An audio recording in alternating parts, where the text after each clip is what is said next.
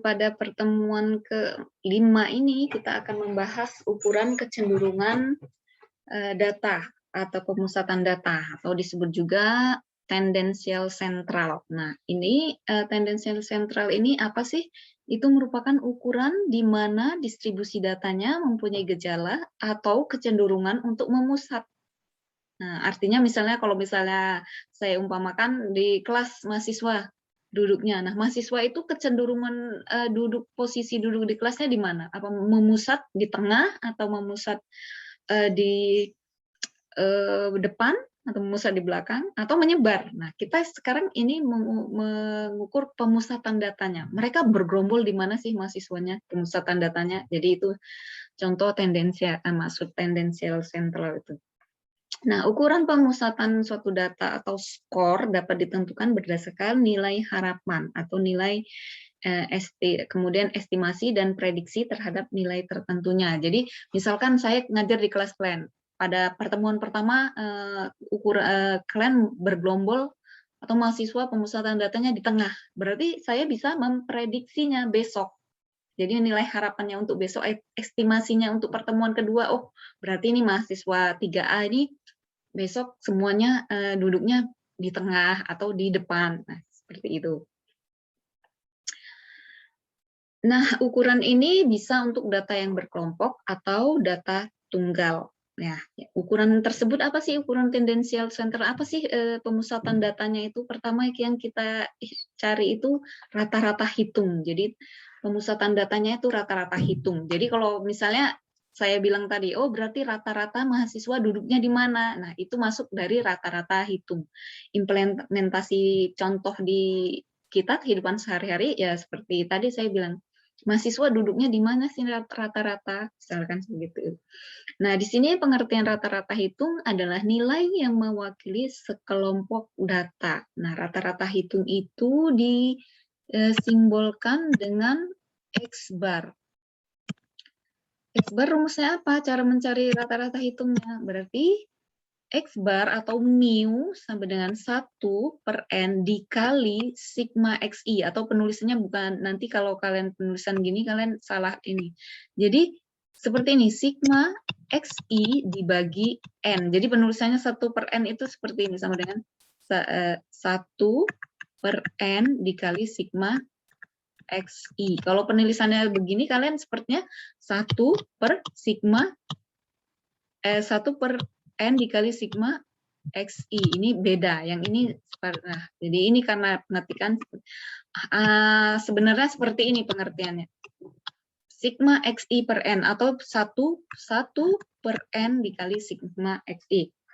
Contohnya misalkan ada data, diketahui nilai statistik 8 mahasiswa sebagai berikut, ada 20, 80, 75, 60, 45 sampai 90 ini. Maka rata-rata hitungnya adalah 1/n kali sigma xi. Kita tambahkan dulu sigmanya x1, x2 tambah x3. Berarti kita ini susun datanya dulu.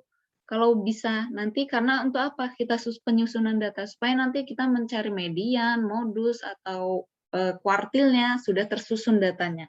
Kalau rata-rata hitung nggak perlu disusun juga nggak apa-apa, tapi kita gunakan array atau penyusunan data supaya mudah melihatnya nanti. Nah, ini kita jumlahin 20 tambah 80 tambah 85 hingga menghasilkan 505 dibagi dengan 8.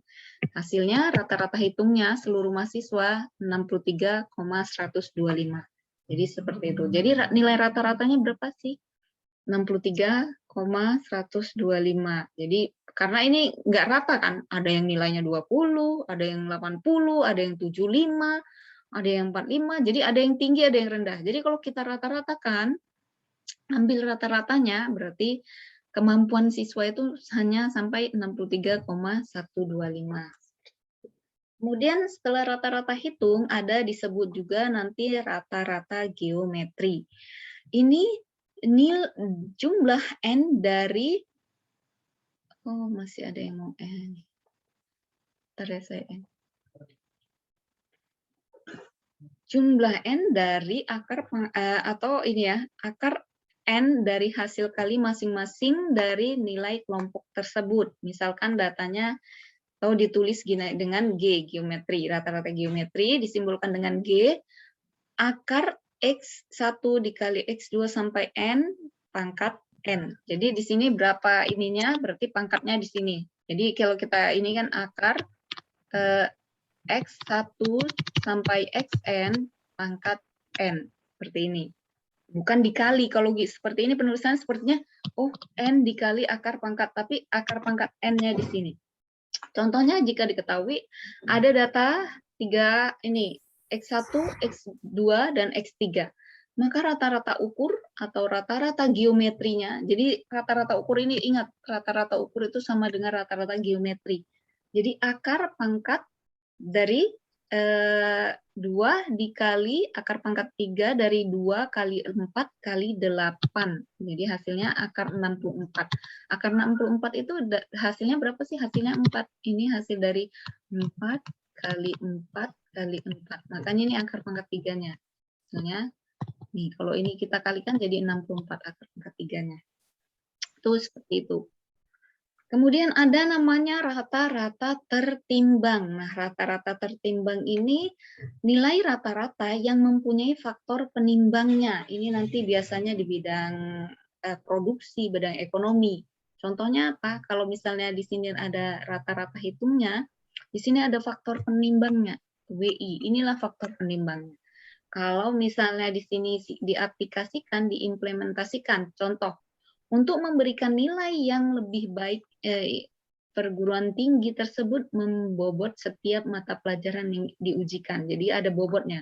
Misalnya matematika diberi bobot 50, bahasa Inggris 30, dan pengetahuan umum 20. Artinya ini angka-angka ini bobot itu untuk faktor penimbangnya. Jadi kalau misalnya dia ada nih beberapa mahasiswa, ada 3 mahasiswa, karena sini faktor penimbangnya 3 kan. Ada nih nilai setelah ujian dilaksanakan, seorang calon mahasiswa baru mendapatkan nilai sebagai berikut. Nah, ini seorang mahasiswa. Nilai matematika 65, bahasa Inggrisnya 70, kemudian ilmu pengetahuan 80. Berapa nilai rata-ratanya? Nah, ini kita kalikan dengan faktor penimbangnya tersebut. Baru dibagi dengan jumlah faktor penimbangnya. Makanya 65 dikali 50 ini nilai matematika dikalikan dengan faktor pembobotnya. Nilai bahasa Inggris dikalikan dengan bobotnya juga 30. Nilai pengetahuan umum dikalikan bobotnya juga. Sehingga menghasilkan 6.950 dibagi jumlah bobot tersebut, 50 tambah 30 tambah 20, 100, sehingga hasilnya 69,5. Ini rata-rata tertimbang. Jadi tadi kita sudah bahas rata-rata hitung, rata-rata ukur atau rata-rata geometri, ada rata-rata tertimbang.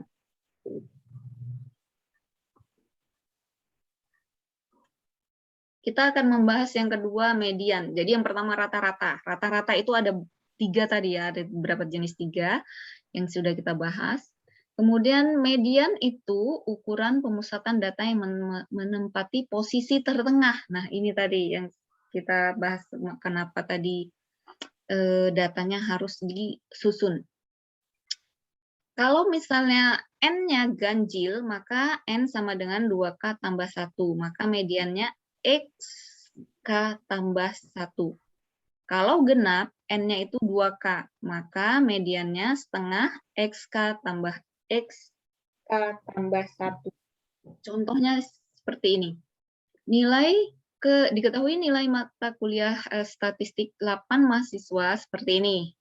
Kemudian mediannya berapa? Pertama kita array dulu, kita susun dulu harusnya mediannya. Nah, ininya, posisinya.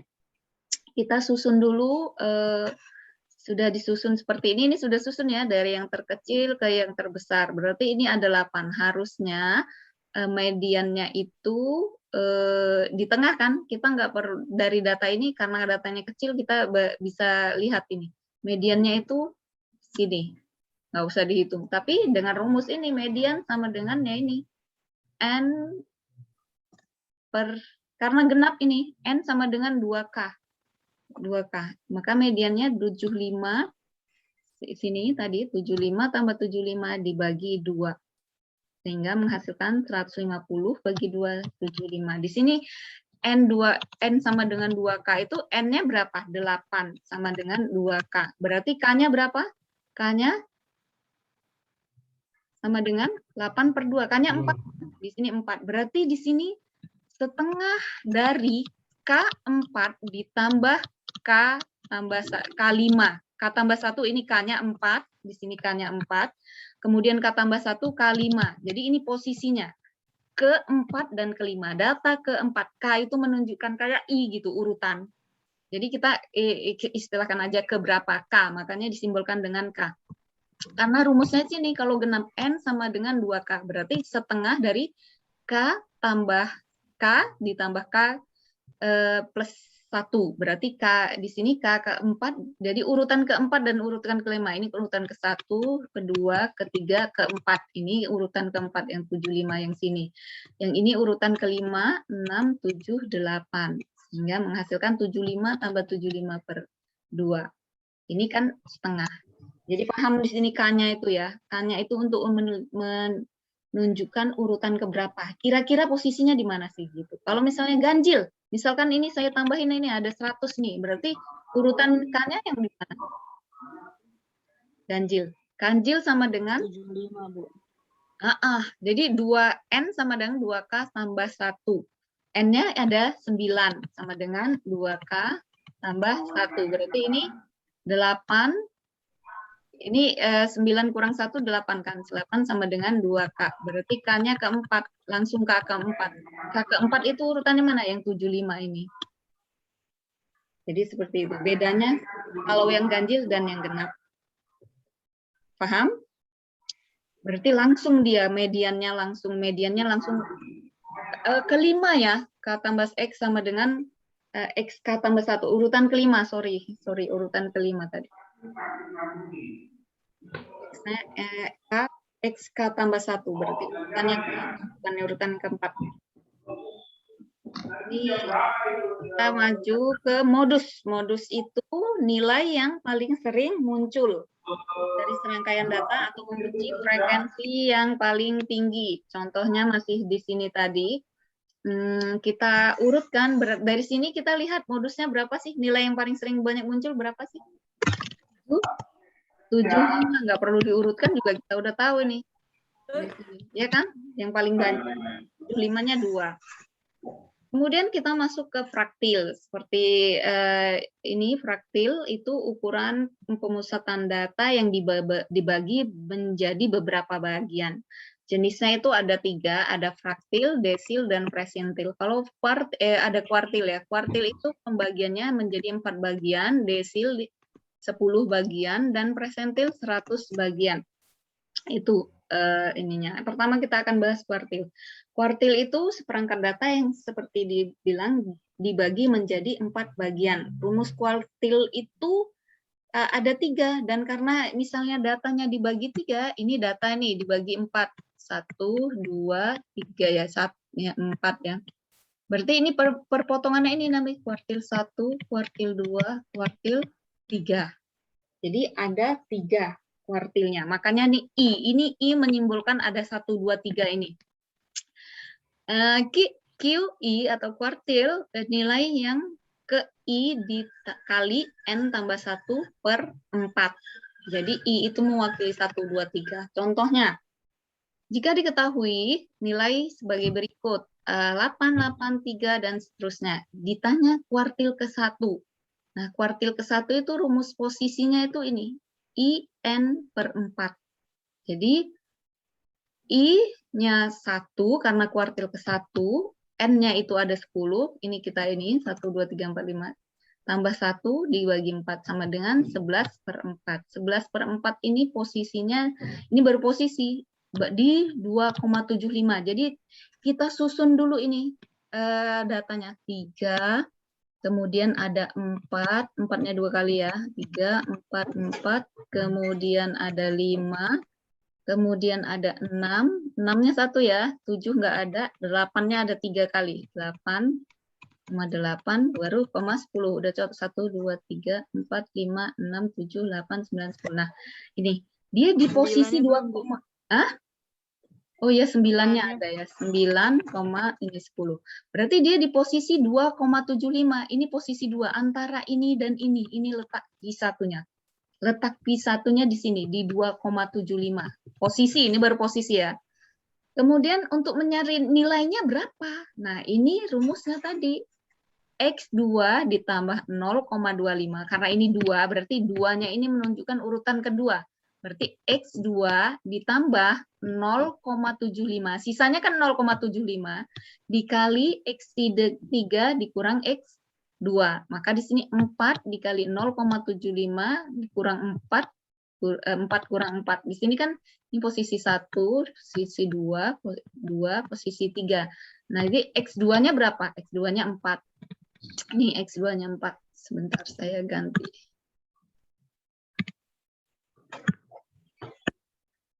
X2-nya ini 4. Kemudian X3-nya berapa? X3-nya 4. Ini X3-nya 4 juga nih. Berarti di sini 4 kurang 4, 0. Tinggallah X2-nya saja. Jadi nilainya 4. Ini nilainya 4. Sama dengan 4. Yang kedua, kalau kita cari kuartil keduanya. Bagaimana cara mencari kuartil keduanya? Cari posisinya dulu. Rumusnya yang ini kita pakai. Berarti Q2 sama dengan 2 dikali N tambah 1 dibagi dengan 4. Sehingga menghasilkan 2 dikali 11 per 4. 22 dibagi 4. Berapa ini? 22 dibagi 4. Kalkulator. Posisi berapa? Halo. 5,5 Bu. 5,5. Berarti ini data 1, 3, 4, di sini 5, 6. Berarti antara ini 5 dan 6 dan 8. Masukkan. Berarti di sini masukkan rumus Q1-nya sama dengan X5 ditambah 0,5. Sisanya kan 5,5. Jadi ini 0,5 dikali X6 dikurang X5. Menghasilkan X5-nya itu 6 ditambah 0,5 dikali 8 dikurang 5. X6-nya kan 8 ya. 8 dikurang 6. Lihat posisi dulu. Iya ya, 8 dikurang 6. Akan menghasilkan di sini 6 ditambah 0,5 dikali 3. 0,5 kali 3 itu 1,5. Berarti nilainya 7,5. Ini nilai Q2-nya. Begitu juga nanti nyari Q3. Berarti caranya 3 dikali N tambah 1 dibagi 4. Posisinya dulu kita. 3 dikali 11 per 4. Ini nanti menghasilkan 33 dibagi 4. Ini mungkin hasilnya ini di 7,5. Berarti di data 7,5 di sini nanti. Begitu cara mencarinya. Jadi posisi dulu yang dicari, baru nilainya. Desil juga demikian. Jadi desil ini sama, hanya membedakannya dibagi 10. Ini. Yang ini dibagi 10. Jadi I kali N tambah 1 dibagi 10 bedanya. Kalau tadi kuartil dibagi 4, ini dibagi 10. Nanti presentil itu dibagi 100. I, N tambah 1 per 100. Nah, contohnya ini bagaimana desilnya. Nilai statistik 8 mahasiswa, tentukan desil keduanya. Berarti desil keduanya cari posisinya. I-nya 2, karena ini 2. I-nya 2. 2 dikali 8 tambah 1 per 10, ini 1,8. Artinya datanya terletak di 1,8. Kita susun dulu datanya. 20, kemudian 45. Supaya kita tahu nih posisinya yang benar nih. 50, kemudian 60, and then 70 ya, 75, 80, 85, dan 90. Nah, ini. Keduanya terletak di 1,8, berarti di antara ini. Di sini D2. Kita masukkan, kita udah tahu posisinya 1,8, berarti kita tinggal menaruh isinya aja, X1 ditambah 0,8 dari sisa ini, 0,8 kali X2 kurang X1. X1-nya berapa? 20. Tambah 0,8 dikali 45 ini ya, bukan 40 ya, 45 dikurang 20 ini. X2-nya 45, X1-nya 20, sehingga menghasilkan nilai 40. Itu D2-nya. Dengan cara yang sama, kalian bisa menghitung D4, D5, ya kan? Si D5 juga kalian bisa hitung. D8, dan seterusnya. Sampai D berapa? D10 ya, Bu? Enggak lah, kan dia datanya dibagi 10, berarti D ini kan sama kayak tadi. Kalau kuartil, perpotongannya dibagi 4, berarti perpotongannya ada 3. Kalau 10, ini data kita bagi 10. 1, 2, 3, 4, 5, 1, 2, 3, 4, 5, 6, 7, 8, 9, 10. Berarti ada ini, D1, D2, cuman D9, nggak sampai D10. Begitu juga presentil. Nah, ini dia. Caranya dibagi dengan 100. Misalkan tadi ada data bayi di kecamatan sebagai berikut ini. Nah, tentukan presentil ke 10-nya. Berarti tinggal ini per 10 kalikan dengan ini yang 10. 10 dikali 10 tambah 1 bagi 100. Berarti datanya ada di 1,1. 1,1 mana? Berarti antara 3 dan kita susun lagi. 3, 4, 4, 4-nya 2 kali, 5, kemudian 6, 6-nya 1 ya. 8, ada 3, 8, 8, dan 10, ada 9 dan 10. Nah, ini 1,1 tadi. Berarti 1,1, data ke 1 ini 3 ditambah 0,1, ini kan satunya ini menunjukkan data ke 1, ini sisanya untuk yang sisa ini 0,1 dikali X2 dikurang X1. Jadi di sini 4 dikurang 3 menghasilkan 3,1. Nah, kemudian kalau kita ingin mencari presentil ke 90 bisa enggak? Bagaimana caranya? Kalau misalnya ini baru 10 ya, kita cari presentil ke 90, berarti sama dengan posisinya dulu. 90 dikali 10 tambah 1 dibagi 100. Ini akan menghasilkan berapa di sini? 11 kali 90. 990 ya kan? Ya, Bu. 990 per 100, berarti 9,9 di sini ininya posisinya. Berarti posisi 9,9 itu di sini. Masukkan ke rumusnya. X9 itu nilainya 9 ditambah 0,9 dikali X10, X10-nya 10 dikurang X9 kurang 9, maka sama dengan 9 ditambah 9 kurang 10 kurang 1 tambah 0,9, hasilnya 9,9. Jadi ini kebetulan aja karena datanya 9 dan 10. Kalau datanya ribuan nanti ini ya. Jadi seperti itu pencariannya. Ada ditanyakan sampai sini? Ibu. Ya. Kalau misalkan tadi kan yang di kuartil itu kan 2,75 ya, Bu ya?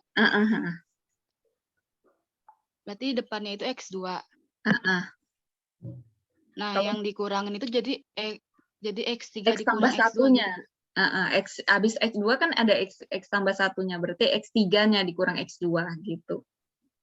Kalau misalnya hasilnya misalnya ada misalnya kuartil ketiga, kuartil ke-1, kuartil 1 hasilnya posisinya 4,75 misalkan gini. Berarti posisi keempat ditambah 0,75 dikali posisi kelima dikurang posisi keempat. Ini.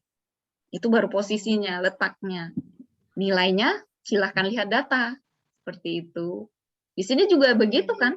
Kalau dapatnya misalnya 2,25 misalnya. Berarti posisi kedua X2 ditambah 0,25. Ini kan sisanya 0,25 karena ini satuan, ini desimalnya komanya jadi 0,25. Ya, jadi ini ininya. Ya, sudah habis nih. Ini tugas ya, nanti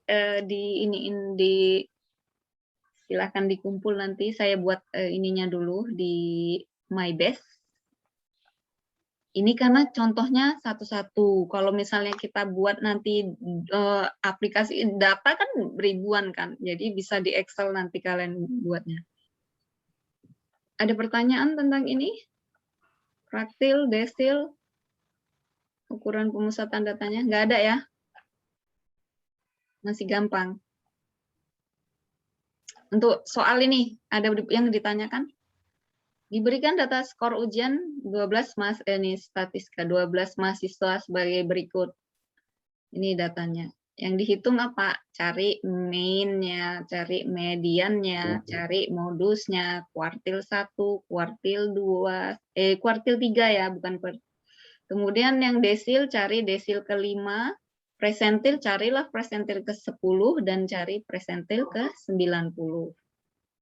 Jadi ini datanya. Kemudian data yang kedua, data sikap terhadap korupsi dari 20 sampel acak yang disajikan.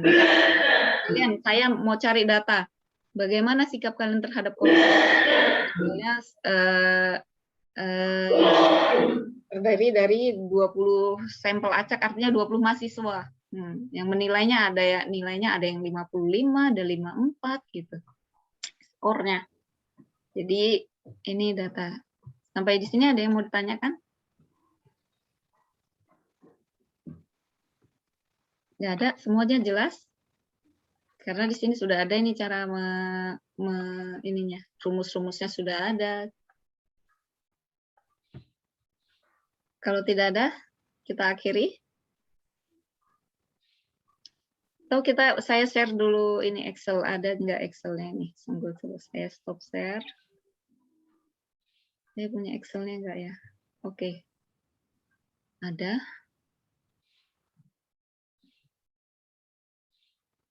Saya share kalau misalnya datanya seperti ini. Kemarin kalian sudah ini kan, ini misalnya data yang tidak berkelompok, misalkan ini XI-nya. Ini datanya, ada data nilai kuis. Tadinya seperti ini, belum dikelompokkan, terus kita kelompokkan. Cari mediannya. Nah, ini cari mediannya, cara rata-rata hitungnya mana kalau ini datanya. Berarti kita jumlahkan dulu ini sum-nya. Sigma XI-nya dibagi dengan N. Nah, di sini N-nya berapa? Ada 20. Berarti 1461 dibagi 20. Untuk mediannya bagaimana? Lihat nih, median. Ini datanya ada 20. Berarti mediannya kita cari posisinya dulu. Posisinya median. Kalau datanya 20, tengah-tengahnya itu berapa? Karena ini datanya genap, lihat tadi rumusnya. Datanya genap. Berarti mediannya data yang ke kan N, 2N. 2N. K-nya berapa? K-nya setengah dari 20 K ke 10 K ada 11 dikurang K yang ke 10. Karena datanya 20, tengah-tengah 20 itu berapa?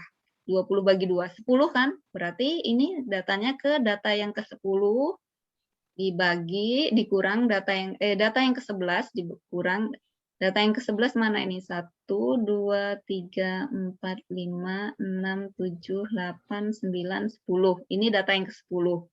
Berarti 10 ditambah sini. Sorry. Tambah 77 ini. 70 tambah 77 dibagi dengan 2. Ini nilai mediannya. Karena datanya ada 20. Kemudian untuk modusnya ini kamu masukkan aja nilainya. Yang berapa nilai paling tingginya, nilai paling banyak, maksudnya nilai paling banyak yang muncul. Di sini ada banyak sih, ada 68, ada 88, 2 juga. Tinggal pilih salah satu, mau yang 68 atau yang 8,8. Jadi di sini ini bukan 68,88 tapi ada 68. Nilai 68-nya kan ada 2 di sini. Yang lain kan 1 semua. Jadi modusnya itu ada 2. 68 dengan 88 karena ini yang mempunyai 2 skor, 2 nilai yang sama. Untuk kuartil, nah saya bilang tadi cari posisinya. Karena rumusnya IN per, ini rumus posisinya IN, karena kuartil 1, I-nya 20 ditambah 1 dibagi 4.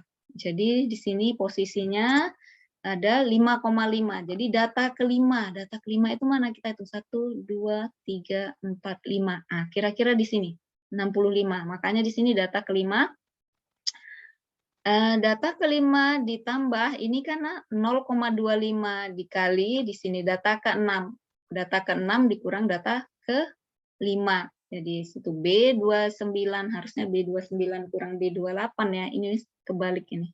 Tapi karena nilainya ini jadi nggak kelihatan dia. Jadi 6,25. Kalau kuartil keduanya posisinya ada di 10,5. Ini tadi cara carinya 2 kali IN per 4. Nah, di sini 10,5 berarti urutan 10. X yang ke-10 tambah 0,5 dikali X11 dikurang X10. Ini benar nggak? Nah, ini kebalik lagi. Ini harusnya 34 dikurang 33. Jadi X ke-10 mana? Di B33. Lihat B, ini kolom B, lihat yang baris ke-33. Jadi yang ini, 70 dikali 0,5 tambah 77 kurang 70. Itu kalau kita ini kan. Kalau kita sudah rumuskan, nah ini. B34, nah ini 77 kan B34, ini 34, ini B-nya 77 dikurang B 33. Jadi 77 kurang 70. Hasilnya berapa kuartil pertamanya? Hasilnya 73,5. Begitu juga nanti cari cara ini kuartil ketiga. Nah, kalau dengan Excel kita bisa langsung aja tuliskan sama dengan kita ingin mencari kuartilnya. Berarti kita langsung ketikkan aja sama dengan kuartil. Q ya, di sini langsung huruf Q ya, kuartilnya bahasa Inggris kan ini. Kita klik kuartil, kita klik yang ini. Nah, ini kita klik and drag datanya. Kita klik and drag, harusnya kita klik and drag datanya, kita tulis kuartilnya.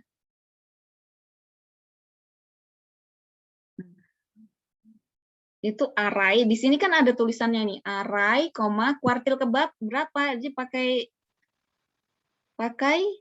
koma lagi, pakai koma. Kita ini di sini kalau misalnya kuartil ke-1 tulis aja angka 1. Makanya di sini array itu datanya dari sini. Baru kita enter. Sorry. Ini bukan ini koma berarti titik koma nih. Komanya ini sepertinya pakai titik koma. Kita mau. Tunggu dulu, ada yang salah penulisannya. Kuartil array plus koma. Koma kan di sini. Array. Udah kita array. Kuartil ke-1-nya pakai koma kan? Koma. Plus kuartil median 50%. Jadi di sini kuartil pertama itu sama dengan presentil yang ke-5, 2,5. Enter kok nggak mau. Nah, ini sudah mau di enter. Jadi posisinya gini ya tadi, komanya array datanya, baru kita kuartil keberapa, makanya ini tunjuk kuartil pertama. Berarti kita 62,25. Sama nggak? Sama. Ini sama ya. Jadi gitu. Kalau mencari kuartil 2 juga gitu, cari sama dengan kuartil. Kita tulis aja Q, baru kita klik yang ini, kita mau pilih yang kuartil INC, ada quotient, jadi kita pilih yang ini. Kemudian kita array datanya. Datanya kita array. Nah, kemudian Di sini dia minta kuartil keberapa, makanya kita tulis koma. Tadi saya tulis titik ya, kuartil kedua. Enter. Hasilnya 73,5. Sama nggak ke yang manual? Nah, gini. Jadi lebih enak mana? Pakai Excel apa yang manual? Enak pakai Excel, tinggal nyari. Jadi kalau ada datanya 100, kita tinggal klik and drag, nyari kuartilnya. Tapi kan kita harus tahu dari mana, nggak ujuk-ujuk. Kalau kita nggak pelajari secara manualnya, kita nggak akan tahu.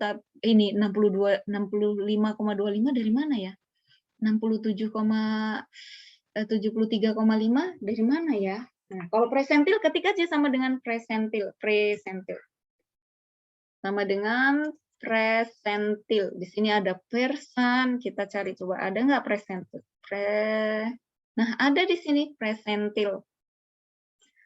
Kita klik, terus disuruhnya apa? Nah, di sini array, berarti kita array. Ini datanya kita susun dulu ya. Kita array, kita klik and drag array-nya. Nah, di sini dia minta apakah posisinya ke berapa? Kita nyari misal ke presentil ke 10. Kita klik enter. Kenapa ini nggak mau? Kok tuh penulisannya kan nulis 10 aja 19. Ini gimana ini saya? Kenapa nggak mau? Ah, di sini pakai XE. Kita nggak usah pakai XE lah, presentil gitu aja. Kenapa tidak mau dia? Presentile. B25. Makanya 10, kita mau cari ke presentil ke 10 kan? Coba di sini saya tekan. Ini biasanya sudah apa namanya? Kadang posisi ininya sudah setting, jadi nanti dia nggak mau. Presentil.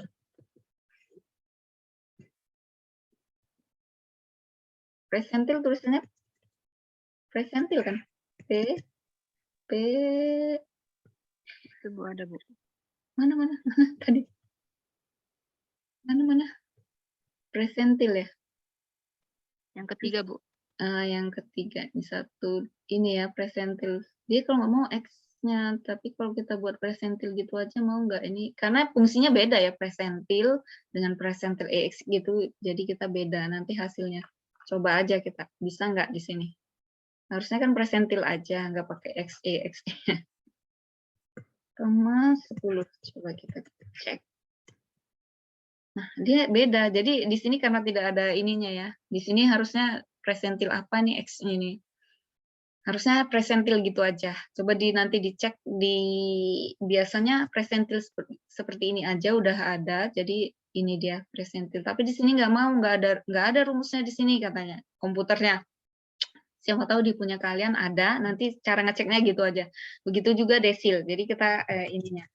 Nanti juga ada di sini menggunakan yang data analis. Kalau data analis ini hasilnya kita iniin. Di sini nggak ada presentil sama yang di data analis ini hanya menjadi min-nya aja yang ada. Min-nya berapa, kemudian mediannya berapa, modusnya berapa. Ini ada modusnya.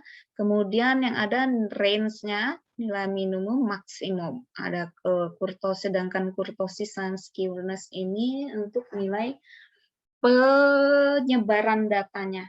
Karena kita hitung pemusatan data, berarti kita hanya sampai hitungannya di sini aja. Di sini aja ada median, kuartil. Nah, rata-rata tadi ada ini kan, kalian bisa cari nih, gimana nanti rata-rata hitungnya, rata-rata ukurnya. Kalau udah pakai Excel kan tinggal enak aja.